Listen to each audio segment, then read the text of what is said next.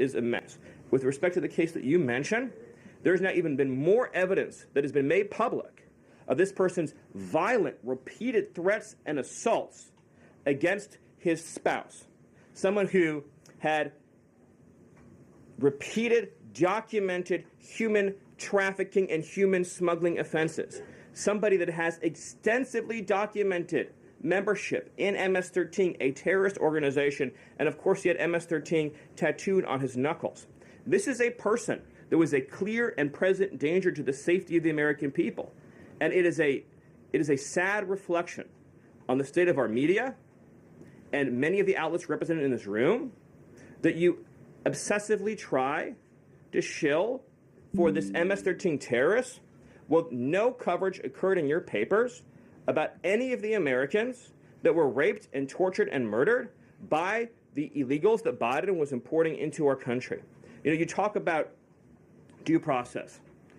The Biden administration made the decision to give extensive due process to 2 trained Nicaragua terrorists that were apprehended at the border just a couple years ago.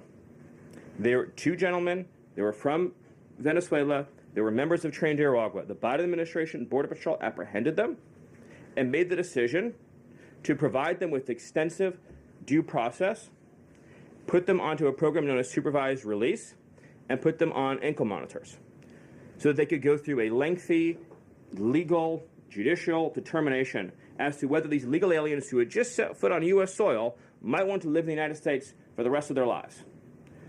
What was the result of that decision? What was the result of that choice that was made? Those 2 men kidnapped a young girl named Jocelyn Ungary from her family. They beat her, they sexually assaulted her, they tortured her, they stripped her, they murdered her, and they dumped her body. That is what the Biden administration's policy was. Most of your papers never covered her story when it happened. To the extent that you covered it at all, it was because President Trump forced you to cover it by highlighting it repeatedly over and over again. He had to shame you into covering it. And each and every one of you that sides over and over again with these MS-13 terrorists, to the extent that you have the financial means to do so, you all choose to live in condos or homes or houses as far away from these kinds of gangbangers as you possibly can. If I offered any one of you a rent-free home with no taxes to pay in any of these gang neighborhoods, and I said your neighbors are MS-13 terrorists or Mexican mafia or Sinaloa cartel or trained Nicaragua, I couldn't pay you to live there.